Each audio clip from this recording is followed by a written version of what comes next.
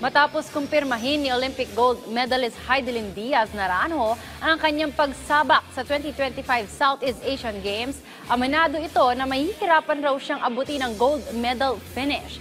Kung bakit, alamin natin sa report ni teammate Jamaica Bayaca.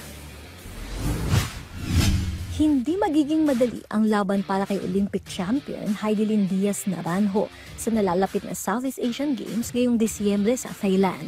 Bukod sa tutok siya sa mga pinangungunahan niyang programa at coaching duties, aminado si Heidelin na ramdam na raw niya ang bigat ng bagong weight class na kanyang kinabibilangan. Mas mataas ang standard at mas matitinding atleta ang kanyang makakaharap. Iba na po ang category sa weightlifting ngayon for International Weightlifting Federation. So wala ng 59, 58 na po. The next is 63. So medyo maraming pagbabago rin. Pero may malakas po tayong kalaban from Thailand.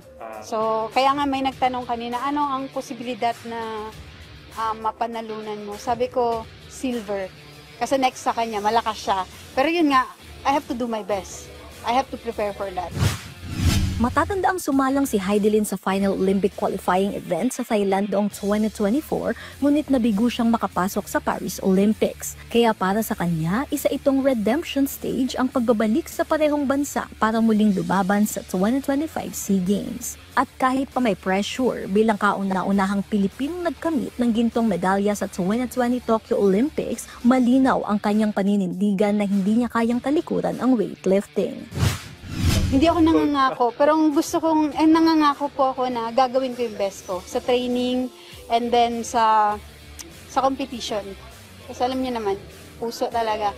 Pag may pressure na-challenge ako and sa training ko nilalabas ang lakas ko. Marami na nagsasabi na stop weightlifting, huwag ka na mag-weightlifting, hindi ko po kaya. And then, ayun nga, I'm doing this for myself kasi I've been in weightlifting for 20 years. So, ginagawa ko to. Not only to serve the Philippines, not only to give inspiration to the youth, but also for myself kasi I really love weightlifting.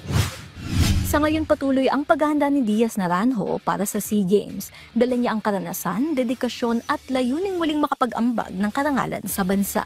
Jamaica Bayaca para sa atletang Pilipino, para sa bagong Pilipinas.